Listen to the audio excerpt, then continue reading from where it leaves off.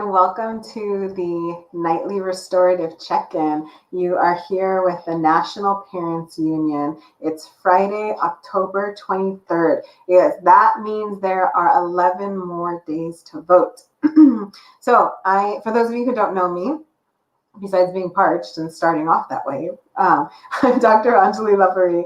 I'm usually in Arizona, but actually today, right now, I'm in Whittier, California. I'm at my sister's house.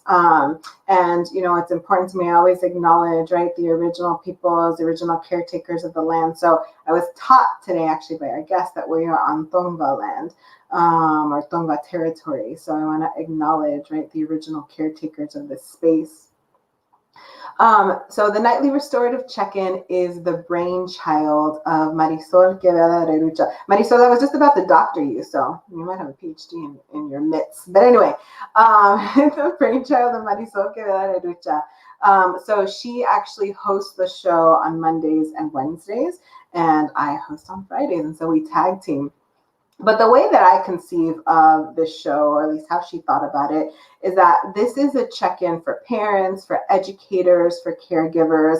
And for me, Fridays, I want to chill on Friday, especially right now, like after this show. I hope you all are doing this. Like, I want good food. I want to be with the people that I love. I want to be relaxing. And I want somebody to be able to kind of have that deep check-in with me of like, how did the week go? How are things going? So that is the space and the energy that I bring right to the show of wishing that you have that for yourself.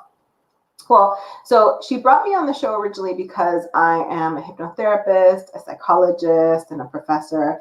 And one of the first things that I introduced in the show was a breathing technique titled 478.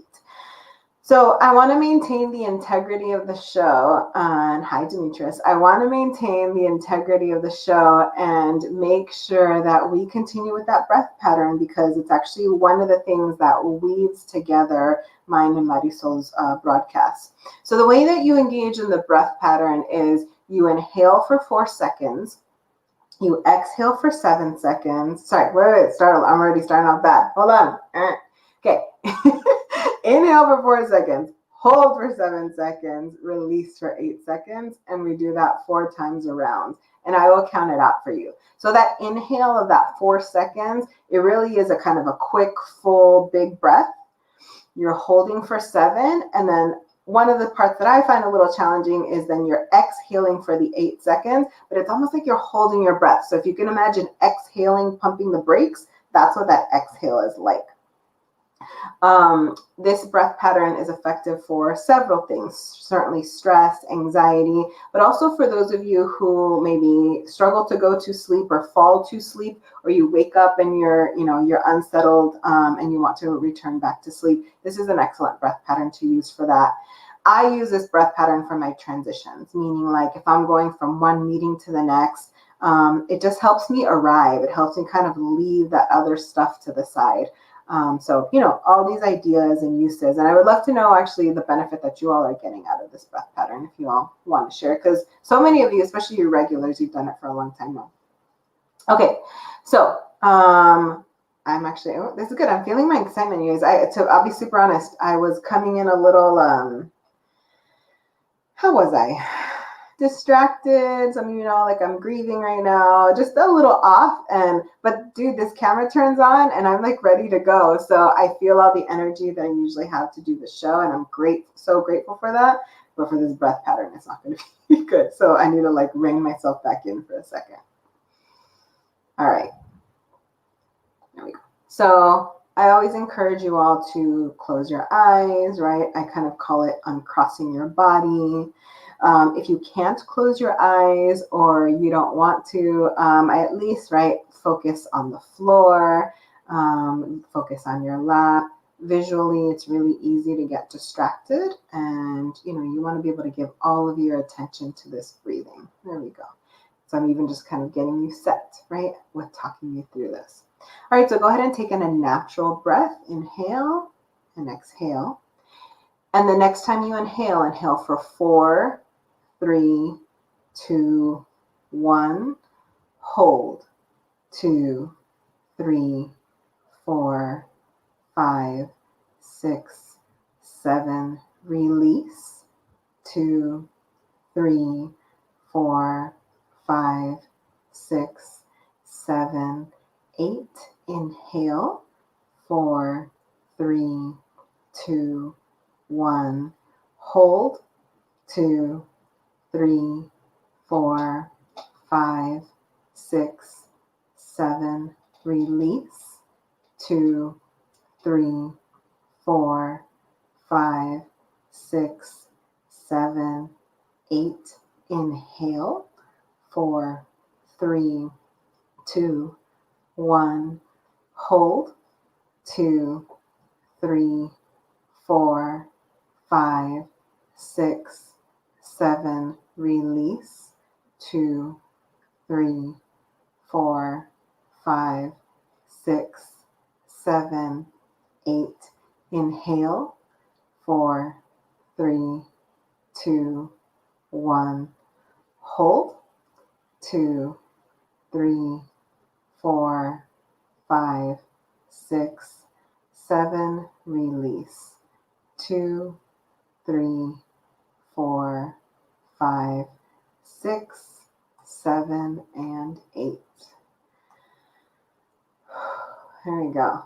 Go back to your natural breath. While I'm kind of letting y'all get here and arrive, I want to say hi to Judith, some Halis, someone I don't know in here. Obeng Francis, somebody saying hello. Hi, everyone. Okay.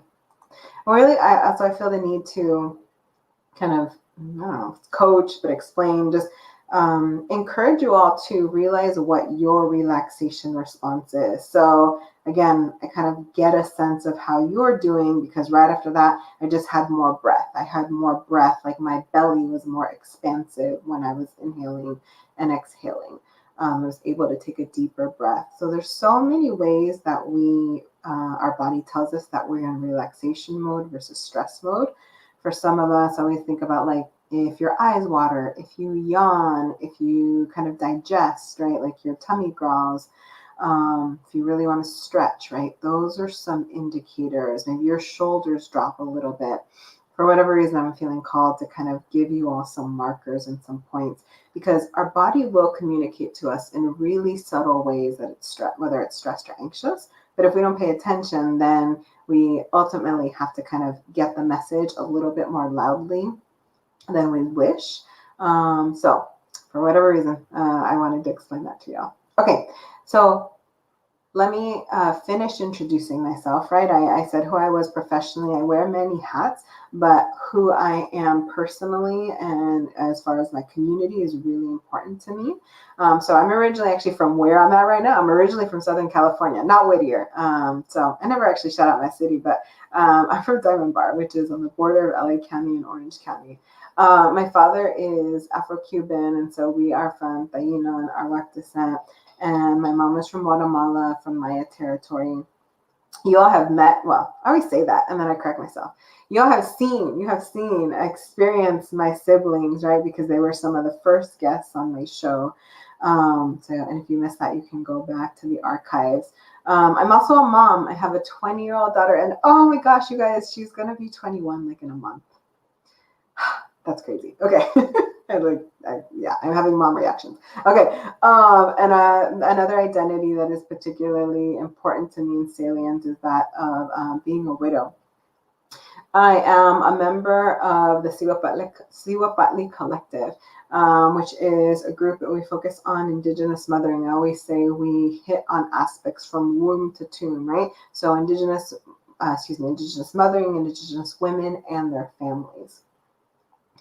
So that's a little bit more of who I am. And over time, I'm very intentional about bringing in guests. I think I've had some, almost everyone that I've brought in, I've known beforehand. That's what I was kind of searching for, is everyone who I did not know. But anyway, it's really important to me to, reflect my community, reflect the people that I care for and love, but it's also a way that you all get to know me. So really quick, I want to do some announcements and then we'll get to bringing our guests in. All right, so you all see, wait, is it this way? No, it's this way. Okay, so guys, there's mirroring that goes on that I messed up and now I got it. So like right above my hand, I need to like get good at this so I can act like I'm like holding it. But anyway, there's our banners, right?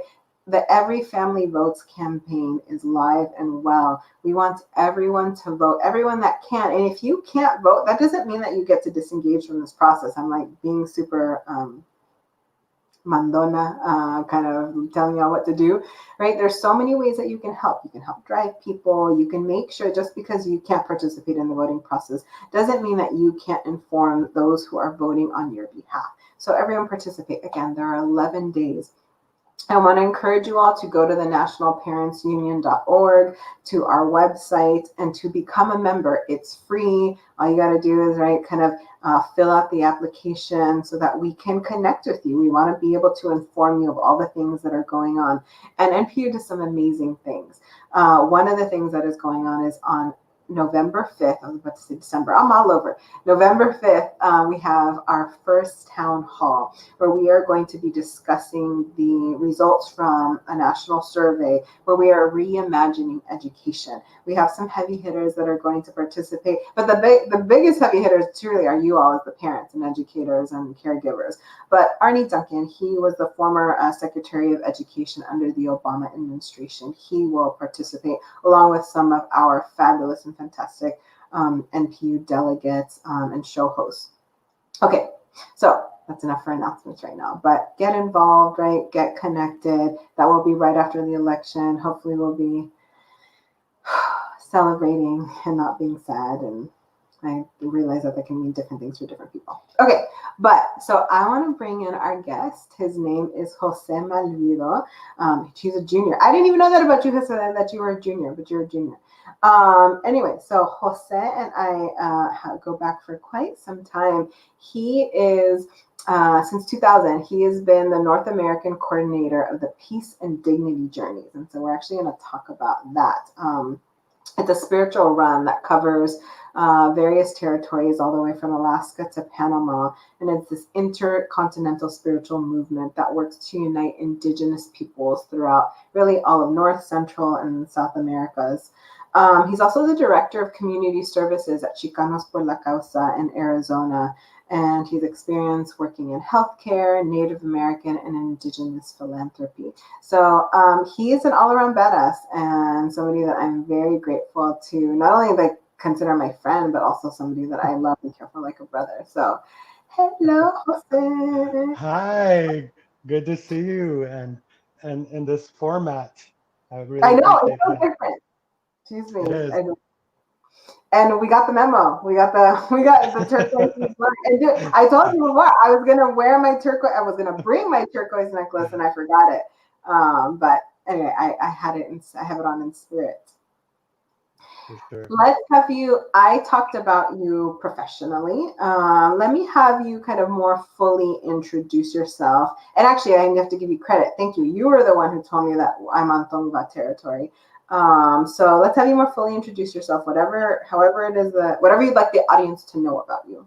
Yeah. Well, I appreciate that. So, as you mentioned, part of the main thing when it comes to territory and space is really acknowledging the ancestors, the folks that are from the territories. Like I'm Chicano, Yoeme, and Tohono O'odham, which is a little bit further south, but out here in the Phoenix area, it's O'odham and Salt River, Gila River, the O'odham relatives up here. It's their territory historically since time immemorial. So that's also something just wanted to kind of, mention. Um, and yeah, so right now I'm currently the director of community services at Chicanos Por La Causa, which is like tons of different programs I manage out here, oversee. Um, so for about 3.5 years since I moved back from the Bay Area to Arizona, I manage immigration programs in the state of Arizona. We have a couple home healthcare, which I'm helping to build from the bottom up, home healthcare program that's going to target the elderly population to help them out. We have a family support services, which does funding for funeral assistance, helping people pay their electrical bills, other utility bills, getting other resources. We have a couple of community centers, one where we feed the elderly population. We serve 3,000 meals a week. We also have a youth program here in Phoenix, a community center where we actually, it's almost like a secondary school where we have about 30 students per day where the staff is working with them, connecting with school virtually. But at the same time, it's almost like a emergency food support system where we're actually not only feeding the kids and their families, but just the larger neighborhood in that area. And we have some really awesome programs in Tucson. Um, as I mentioned, one's the immigration. We also have a youth program that has been run by Chucho Reese for almost 20 years. And that program uses indigenous traditions as a methodology to do intervention leadership development within the schools. In Tucson, there's two charter schools that CPLC has. One is at Toltecali and another one's in Vision, but they also go into different schools within two school districts in Tucson. So there's other programs I also have, but I think just to kind of minimize it, that's kind of what I do. But my life work has been being involved with, as you mentioned, the Peace and Dignity Journeys. And the journeys, as you mentioned, a lot of people see it as a run, but it's really a way to utilize our ceremony, traditional, cultural ways to reconnect with our people, but not only to connect, but build relationships so that we can again rebuild our ways, our traditions, our principles and customs and ways based on our lands. We're not here like when we do the run from Alaska to Ecuador, Alaska to Panama, or the other group that comes from South America. We don't go and we don't try to teach people about my belief systems or other belief systems. Just as we did in the introduction, we all recognize that we're in people's lands. Some people reside in their lands, some people don't, but it's really the knowledge and original teachings that come from those lands. That's kind of the thing that we support, where we carry sacred staffs that come from different nations, and we run with them for several months from Alaska, until the end point. But through hundreds and hundreds of communities, we bring the staffs to the communities as a way of sharing that prayer, that medicine to the communities. And sometimes they receive it because they know it's an intertribal, it's a relationship building, and every nation works with us differently. For example, down south in Tohono O'odham, we go down there and the nation takes over. They bring a lot of runners, and we run with them through their territories. They show us where to go, how to go, and we just kind of follow and we run. And it's really a way to bring back our authentic selves, not trying to reinvent something or build something, but it's really those principles that we've lived with historically. One way to communicate is that when every time we do the run, there's almost like a message or a theme that we carry intercontinentally. The first one was the elders, and because the elders are the ones are the knowledge keepers, the ones that teach us, how to respect them and giving them their place in society. So it's almost like an intercontinental dialogue too, focusing on elders, like what is our relationship and rebuilding that relationship and giving them their place. And every time the run happens, there's different ones. It's children, families, youth, women, sacred sites, seeds, water, fire. This was going to be the eighth one, and we're actually supposed to be on the road right now, but because of COVID, we're not running right now. Yeah, there are so many of our ceremonies that this year aren't happening, and that's so interesting. So I mean, I'm gonna jump ahead of a question because I don't want to lose it. But how is that for you? Because it's not just you that would be on the run. There are communities, right, literally all across North, Central, and South America that would typically be on this run.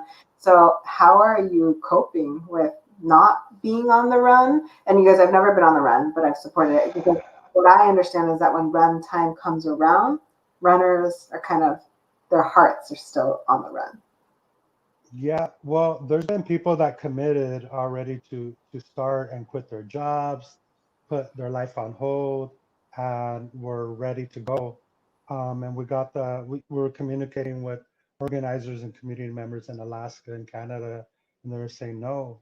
And it's definitely a challenge in the sense where we feel that ceremony is one of those things that we need, especially during the time of COVID, but balancing that out with just like the practicalities of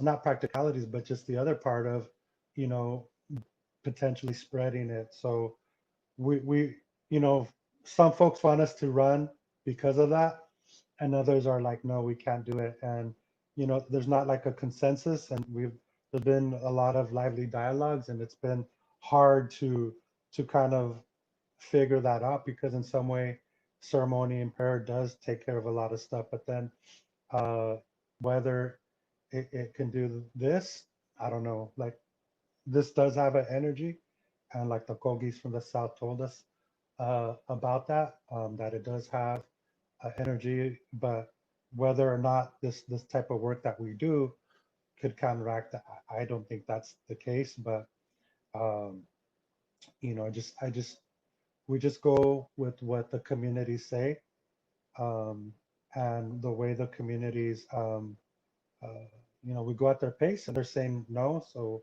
we're not moving forward right now. There's just so many unknowns in that realm. I there's things I want to ask. So let me get to some of the other kind of, make sure that we're doing this right in a good order, so that people kind of have context to be able to even hear our conversation. So I'm going to come back to a question about fire, elders, COVID, all these things. Okay, Yeah. so usually I'm kind of switching it up, but usually I like to start with checking in and asking how you're doing. So for all of my guests, yes, you all are doing a huge service for us, but I want you all to feel good too. So how are you? How are you?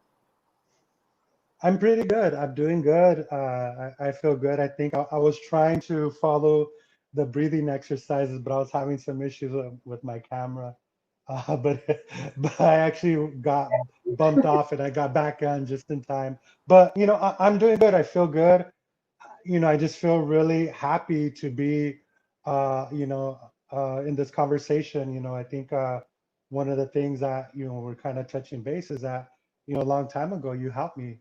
I came to you through friends, and you really helped me with the work that you do, the healing work, and you worked on me, and I was really appreciative, and just kind of always remember that. And I think mentioning some of the specifics about it, but you know I think that you know having this conversation just a continuation of our of kind of that in a sense. So it's also a good medicine for me to be here to express myself and to share, and just to kind of share a little bit of what the work that we're doing out here. Yes, I appreciate you for even kind of bringing that up at all. And I said that communicated to you that I wanted to share that you taught me a really important lesson, by kind of working with you.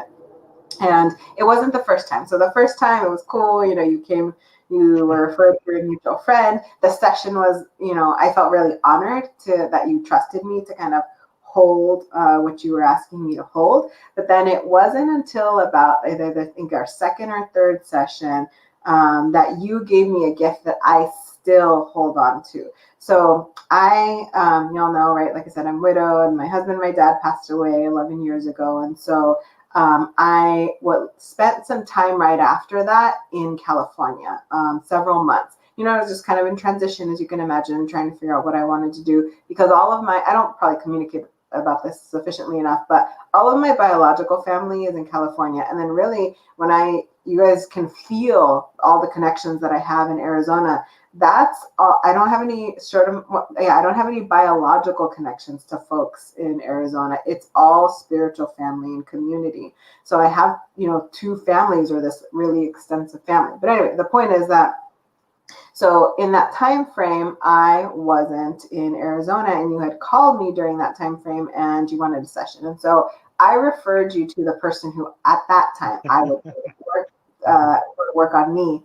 And then when I finally came back, and you're like, "No, I want to have a session with you," I was like, "All right, I'm back. What's up?" And you said that person's cool, but she's not you, and that I had my own medicine that was helpful to you. And for me, it was like, I send you to the best. I send you to the best of the best. And so I just always hang on to that. It taught me so much about, like, just sometimes we discount that, well, anyone else can do this. Anyone else can, provide a session, but there's always this individual medicine that we have. So thank you for that. Of course. And yeah, I really truly believe that, all of us carry different types of things, different types of medicine. And for whatever reason, going to the other session, it was, like I said, it was good, but I really felt that the way that you conducted yourself, the way you read, the way you even um, shared with me how to move forward and how you're moving energies, it was just a totally different way. So yeah, it totally felt different. So I did really appreciate that, so it Thank is important to acknowledge those things. Thank you. Yeah, it's just like, for me, it's just such a high compliment. So, well, let's go into. I want to provide a little bit more context for PDJ, and like Sandy Gutierrez is in here, and like putting up. I'll put up some of your comments, and hello, you all, to everyone else that's saying hi. So Candice, Aaron, my mom's in here, Judith, Yvette, everyone. Hi, hi, hi, hi, hi. I love y'all.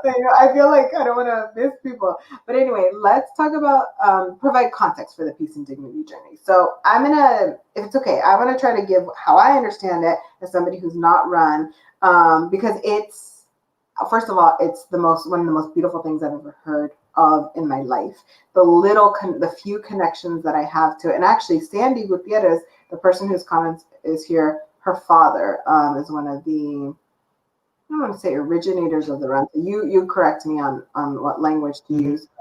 Kind of had an original vision, right, about the run. Anyway, literally, what folks are doing is they are literally moving their bodies and running across the continent, right? And they are going through these territories, and the staffs that they're carrying are staffs that are holding the prayers, the wishes, what each community kind of wants, and they're moving that staff along, praying as they're running. The run originates in various directions, and there's a meeting point, right? And I've also had through Annabelle, through Sandy's sister, have had the opportunity to engage and interact with some of the staffs, and it's moving. It is so moving. So go ahead and give us kind of more context or information about the run that you'd like to give to the audience. Yeah, definitely. Gustavo, was a major force energy to not only move the run, but just to be like a guide, a teacher, a mentor to me. One thing that folks really don't really know is that first met Gustavo when I was 10. I met both him and Cesar Chavez, other folks that were part of the UFW movement back then. During the 80s, we had a huge strike in southern Arizona on the copper belt. And at that time, most of the small towns like Morenci, Bisbee, Ajo, other places in like El Paso, they were devastated because there was mine strikes that were induced by the copper company, Phelps Dodge. And so there was a lot of unrest for people not crossing the line. Um, you know, it was a crazy 3 years of violence, of having my community implode, a lot of just sadness, pain, anger, loss. And the way these things ended was by the National Guard was called in by Bruce Babbitt, and they came in and literally destroyed the picket lines. And I saw snipers. They literally came in, and there was like a martial law for a while in these small towns. And right before that, I met Gustavo, him and Cesar. They were, down there showing support to the folks, the unions and the folks that were on strike. And my father was a union organizer and was part of that work. And so 10 years later, I move up after I graduate and I meet him again. I met him in Caborca. At the time, I was helping to organize and build a tri-national youth organizing program to address environmental justice issues on the Tohono O'odham Nation in Mexico and the U.S. And I met Gus, and that's where he introduced me to the run. And we just really connected. And and he was involved a little bit, and this was in the 90s. But in 1990, he went to um, uh, Ecuador, and they had the first intercontinental indigenous gathering down in Ecuador. And like people like Sarah James, that's really known for fighting drilling in the Arctic, to a lot of activists that we know now were there, and they were there to organize against the 1992 quincentennial of Columbus. Anyways, while they were there, they organized, gathered, but the elders there were talking about this being about the unity of the people of the North and the South, the Eagle and the Condor, that now's the time for the people of the North and the South to come back together. This doesn't only have to do with prophecy, it has to do with calendars. The Mayans have it, the Aztecs, the people from, even in Canada, they talk about this cycle, this new time, this new era. And they said that with this time, it's time for our brothers and sisters, relatives to come back together, the Eagle of the North and the Condor in the South. So, they gave the folks that were in Quito the task to bring back the people, but in a traditional way. And as Gus would talk about it, the oldest prayer we have is running. And so, a couple of years later, the first run happened where we're running with these sacred staffs that represent the Eagle of other nations. And it's doing a cleansing of the land with these prayers, because every step of the way along from Alaska to Central America, where we meet the runners from the South, it's a cleansing, but it's also tying the land together, all the different ways that we've been cut. It's like weaving the peoples, the nations together. In some places, also activating, reactivating sacred sites, like working with the communities to do that work. And so in that perspective, it's almost like reestablishing our spiritual infrastructure. Not that it wasn't there, but there was definitely breaks in it. And so the peace and dignity, it's one of those, as many prayers to rebuild our ways. And so personally and familiarly, like being involved in this prayer brings healing. It addresses trauma.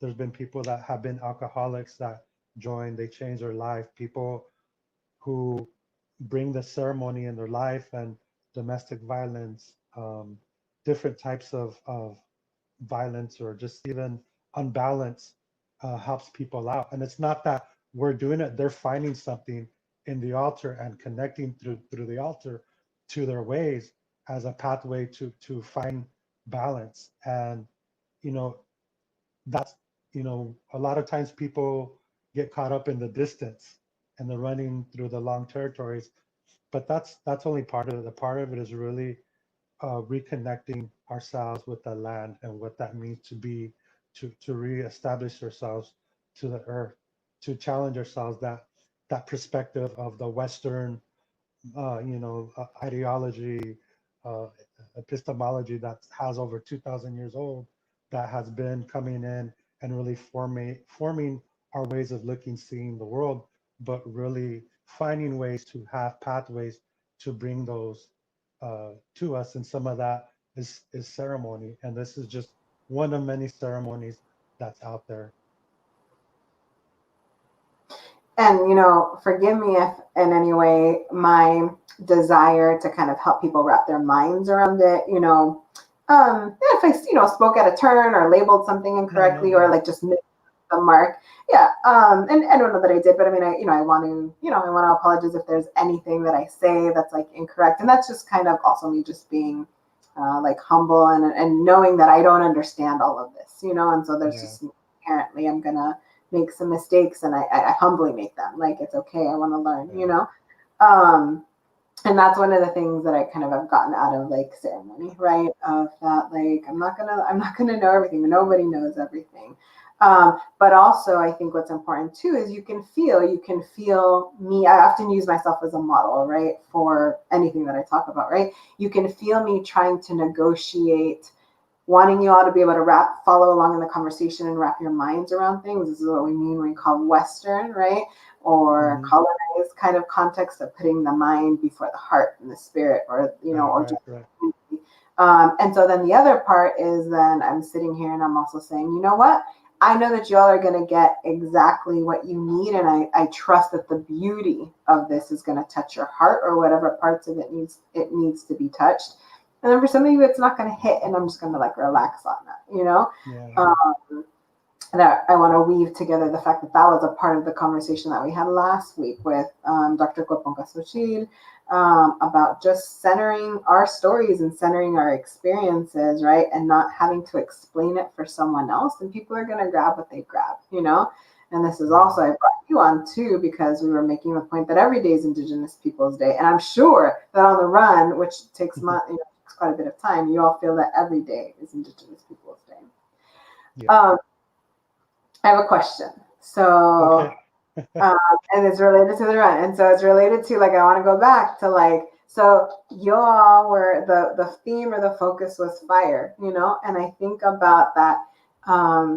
First of all, I remember I was at some of the original, some of the meetings for organizing this run early on, and I remember hearing fire, and I was like, wow, that's giving me some lessons here. And so here we are, and you all can't run, but I'm thinking back to the fact that, like, when we think of the place of fire and ceremony and like home fires, and that we're all being asked to tend to ourselves, to our home, right? We think of fire, it's, at least for me, right?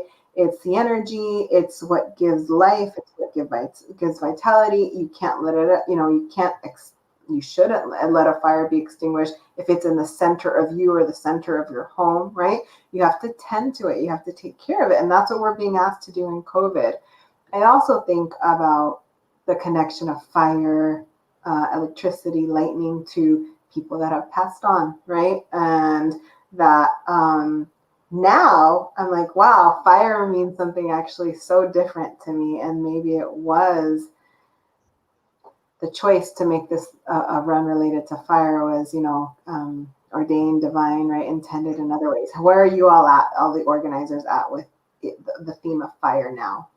Yeah. The way that came about was the organizing committee from the South, and they also asked us to run to Ecuador from Alaska. So they drove the focus on fire.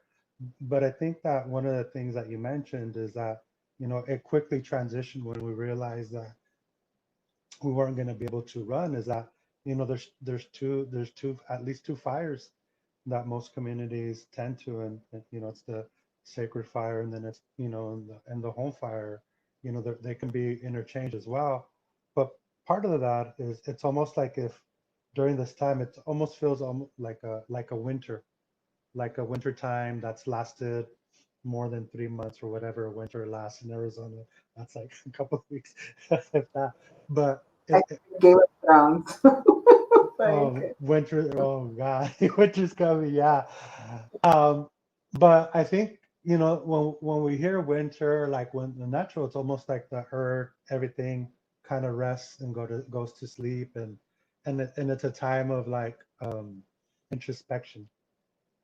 And one of the teachings that we have, there's that term, Tetzcatlipoca, which is like the mirrored, the smoking mirror, and that's a story and of itself, the history of that. But one of the ways that Tetzcatlipoca is also used, it's the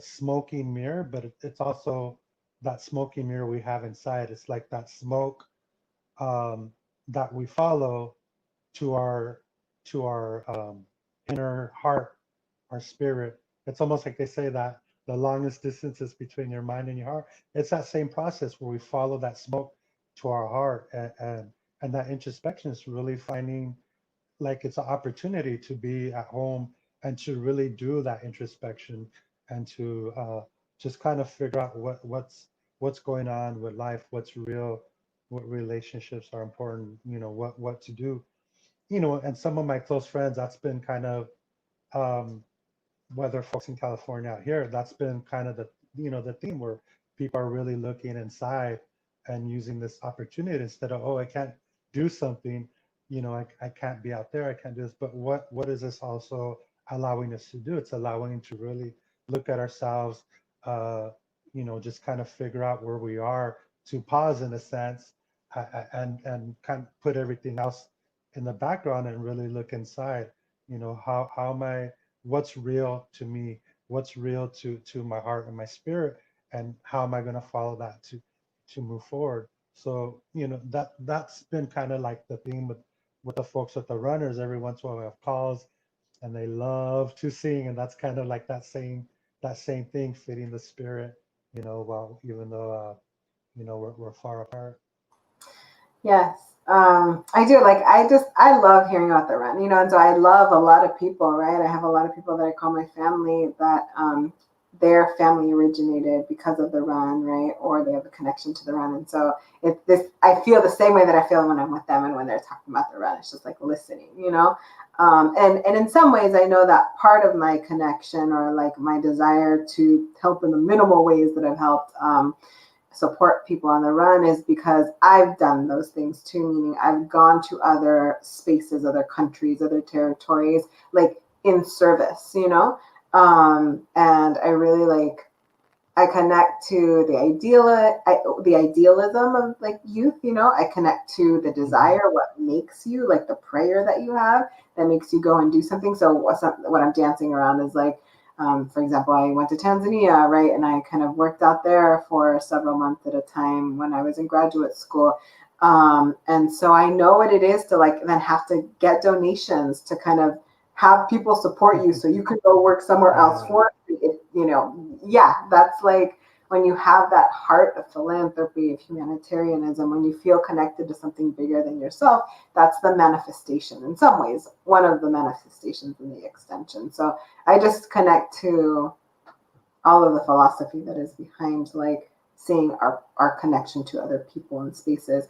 You Hmm. brought up that it's a time for introspection. What are some of the things that, if you want, however vulnerable you want to be, what are some of the things that you're learning about yourself and growing during this time of being at home?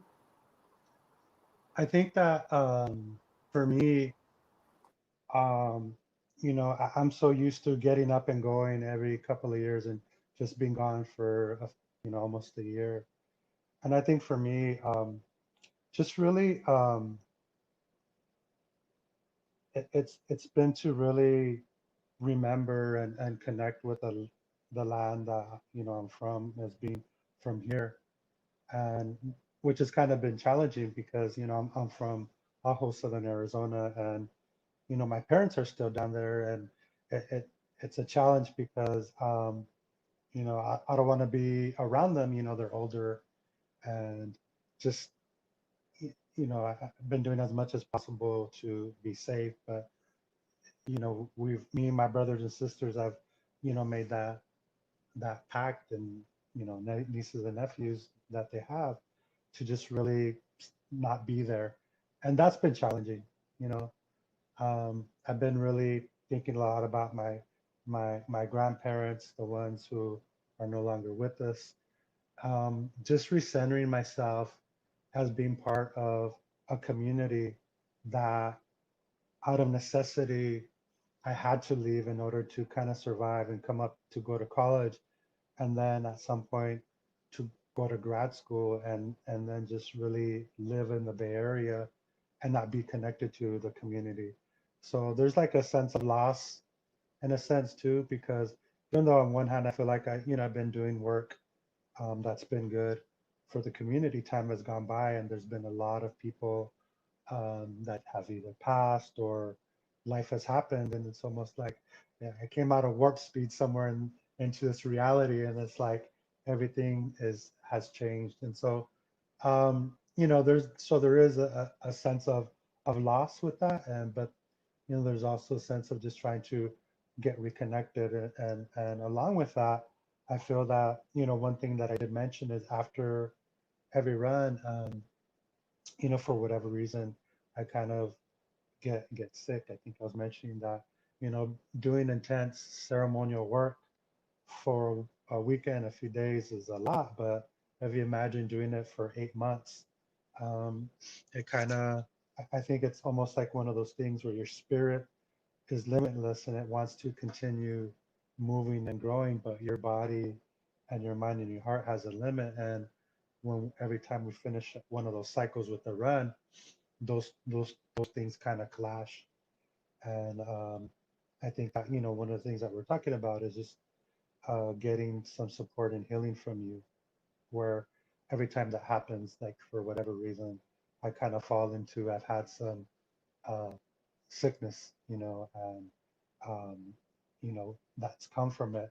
And I think there's also a couple of things that are still lingering that I've also been focusing on during this time of just kind of being at home and praying and just kind of utilizing that to, you know, eat better, exercise, things that I really didn't do as much, just always being on the move with Yeah, intention, I guess. I think about I think about that, good intentions don't come without consequence, and that like exposing ourselves, right? It's worthwhile, but exposing ourselves, like just we just never know what's kind of coming in, which is it's worthwhile, right? But I think about that in the work that I do, right? That's why we talk about protecting ourselves. That's actually why we're talking about our necklaces, about like turquoise and the necklace that I have on, right? That we have to do things to protect ourselves. But I love how you said it. The spirit is limitless, but the body is not. And we tire and have reactions, responses to the spaces that we're in. Yeah. I want to ask one more question about the run, and then I want us to, transition to CPLC because this time is moving really quickly. So, Okay. and I just threw this question up in case, anyone wants to comment, for audience members, right? What are you learning in this time of being at home, in this time of introspection? But where, if people want to donate to the run, where can they donate? And because normally y'all are just fundraising at a certain time, but I have a prayer for y'all that like the run could be well funded, and that y'all don't have Yeah. and so Yeah, that's a great question. One quick thing wanted to mention is that there's been a decision of not making the run a nonprofit, not going by that way, to not really get caught up or be entity that is part of any government, and that way we won't have to be abide by that. It's almost like just have independence. Yeah, and the donations that we have, they just go straight to the work. And there's a possibility we still have to make a decision that even though the run didn't start, that we're going to have a closing ceremony. It's Chas Conchasqui. It's in Ecuador. And if we do that, we're going to send a few representatives to take the staffs and do a closing down there. That's not sure. But as far as donation, I think the only one that we have open right now is through our Texas Peace and Dignity. And there's a Facebook page on it, a Facebook page that can connect to the website, but I don't have it on me.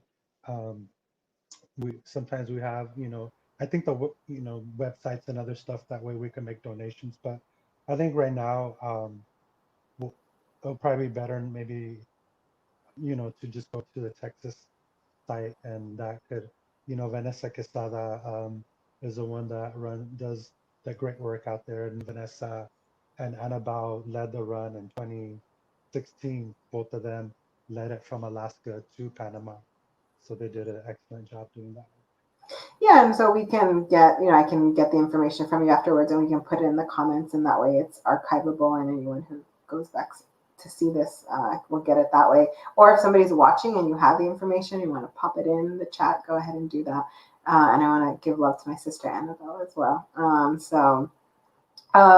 Okay, so yeah, I do sincerely. My prayer is that yeah, you all have the resources that you need. And I know that part of the run and part of the prayer is figuring it out, but that's always my prayer. I want things to be easy, and good for you all. So that you can work on other things, there's a certain, so I'll say this, there's a certain way we work when we're struggling, when we're surviving or in distress. And that's really good stuff to work on. And then and you get to work on other things when things are stable. You get to work on the things that you don't have time for when we're Definitely. struggling. So okay, so let's talk about in our remaining time Chicanos Por La Causa, which is like a really long-standing organization in Arizona. I think because so many people, so many of our people, like our friends and our family, have worked there. So, what are y'all working on right now that's most important to you to mention? Um, there's a couple of things that have to do with immigration, and it's supporting DACA, and then the other stuff is um, really there was going to be a spike that the feds were going to kick in to um, significantly raise the price for people to have to pay to for citizenship, and luckily that got struck down by the courts. um, but our team is really working with community, demystifying rumors. There was rumors of sweeps and other different things that which have happened, but other stuff that gets kind of put out there. But I think the things that we're really doing is just really continuing to provide the services to the community, whether it is immigration, whether it is getting food, whether it is getting food and resources and rides to the elders, and these are people that are doing the frontline work. And so, if folks need some type of help in the area, I mean, we have tons of stuff that we do. There's over 70 programs in 3 different states or 4 different states now, from large education type programs to entrepreneurship programs for people who want to start small businesses, to housing if people want to get housing or need help with housing, to just a tons of different programs. But I think that the other thing that we're really doing is trying to, with the work that we do with this, is really trying to engage the youth that aren't going to school, through the programs that use tradition and culture. And that's been something where there's like maybe 30% of the students are going back virtually. And so it's really important trying to reconnect with them. And the last thing I'll say is just really meet the needs of the community where they're at as much as possible. And it's just really um, hectic as how many people are getting evicted, um, to medical bills, not being able to pay their utilities, people coming in from other parts of other states. And so we're trying to minimize that by helping people pay their bills, get them jobs. We have job placement program. So we're trying to do as much as possible to do wraparound services, but it's just really such an onslaught. The organization has been around 50 years, and Gustavo was actually one of the people that helped found it. So that legacy of doing that work was also there. That imprint was also there by Gus. So those are the things that we're doing right now. It's hard for you to, I don't know if you want to leave, like Gus's imprint, but I can you're so connected to his family and his story, and you keep following in his footsteps.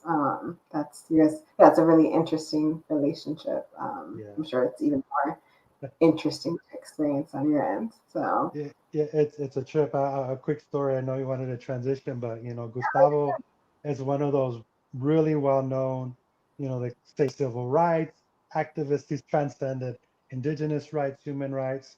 Um, he's done so much. He was organizing since the 1940s. A lot of the people from the movement that are around now, maybe that are known as elders, that like they learned from Gustavo.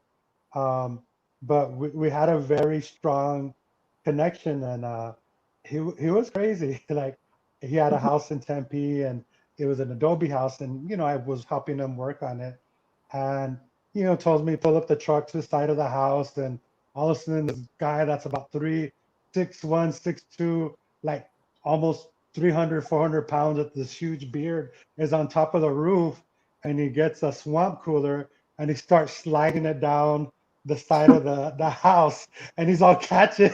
And I'm like, what? So it's very unconventional. I'm catching and putting it in the back. And I was just like, God, but he's just one of those people that just does it. Like, will not trying to just, sometimes it won't look pretty, but to get it done. And right after we were done with that, he was like, we're sitting down and having lunch. It was like a hot summer day in Arizona. So we're just kind of taking a break. And he just started talking about his work in the 60s, from the march, walking with Cesar. I think it was 68 in Delano. But he was talking, remember when we did this, we did that when we were there? I go, and I'm like, Gus, I wasn't born and I wasn't there with you.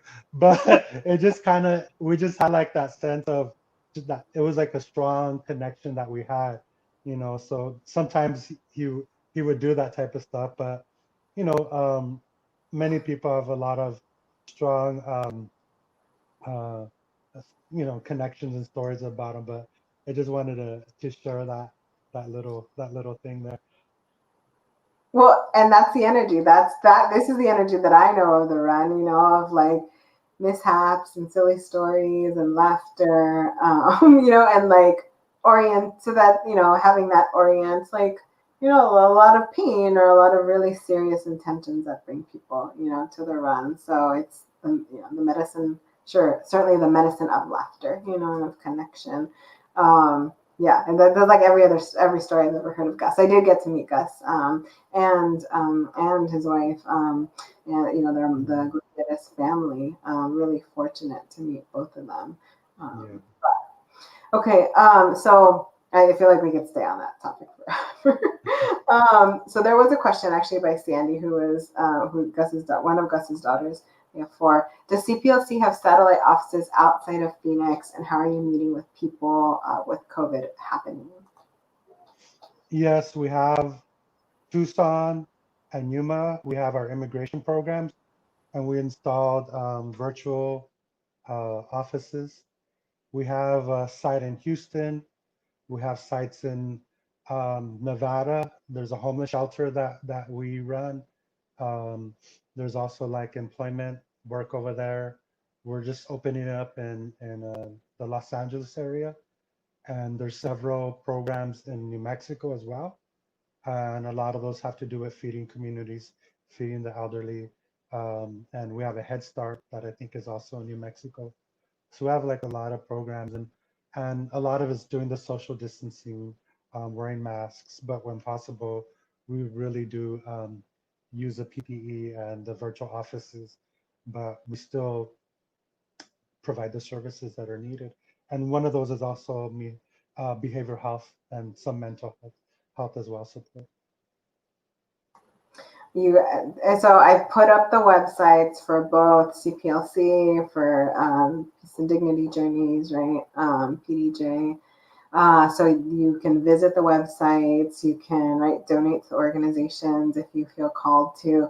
And really, it is a call, and just like it's a reflective of like your call, And so, yeah, I'm looking at time here. And so I just want to like be the way that I always am with you, Yeah. and where we are together. That I really want you to take care of yourself, and I feel honored that like every now and then I'm somebody who kind of helps you, but I just want good things for you, I want Yeah. them to be easy for you. Because like I don't want people to struggle if they don't have to, I want people to learn their lessons and move forward. So thank you again for just Yeah. the way that you reflected back to me my medicine. That's a gift in and of itself. Thank you. I want to give you the last word. Um, the last thing I just wanted to really mention is if people can also give attention to Southern Arizona. The government has illegally been putting in border wall around a sacred site called Quito Vaquito. It's a spring. It's in a wildlife reserve.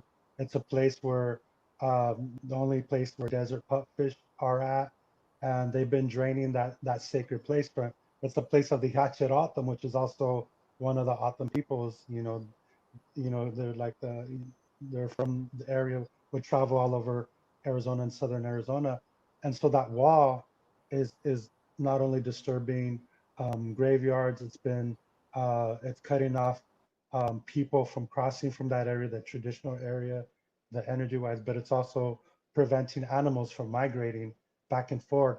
So it's really like another form of violence where they're using that water, destroying the area, and and and and just really causing havoc by creating a wall or a border wall that out there. And like Nally and other people have put themselves on the line. They've been arrested, they've been harassed, people have been treated with pepper sprayed out there by the border patrol. And just want people out there to put out energy, give support to them, reach out to them. um, and I think there was an event going on today. But look up Quito Vac in southern Arizona by Ajo, and you can kind of find out more information.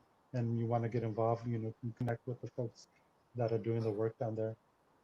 Can you spell it out for them, just in case they're not, hearing Um, through pronunciation? well, you could just look up border wall and Ajo, AJO Arizona, and if Okay. you do web searches that way, you'll find the links to connect with the struggle down there.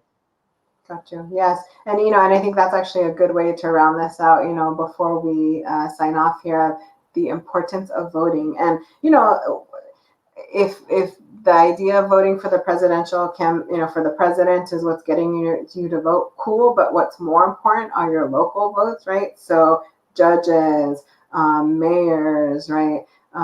People who your local kind of DAs, anyone who holds kind of local office, that is a more important vote. Your superintendents for schools, right? Those are more important votes, because those are the people that really impact your daily life, right? Those are the people who do things like essentially try to put up these walls and are not aware of the local politics or the local issues, or some of them are, and some of them are aware. But the point is vote, vote, vote, vote, not just because it's a presidential vote, that we're voting for a president, but because whom you're voting for locally is most important.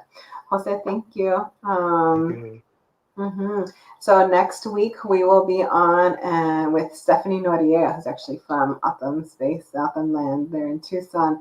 We are going to be talking about domestic violence, because this month is actually Domestic Violence Awareness Month. So we will get it in before the month ends. Thank you, everyone. Be well. I hope you receive all of this good medicine. I hope you have a really restful, good weekend. And call your family, call your people, connect to them. There's lots of ways for us to have these connections, even though we're physically apart. All right. Bye, everyone. Have a good weekend. Bye.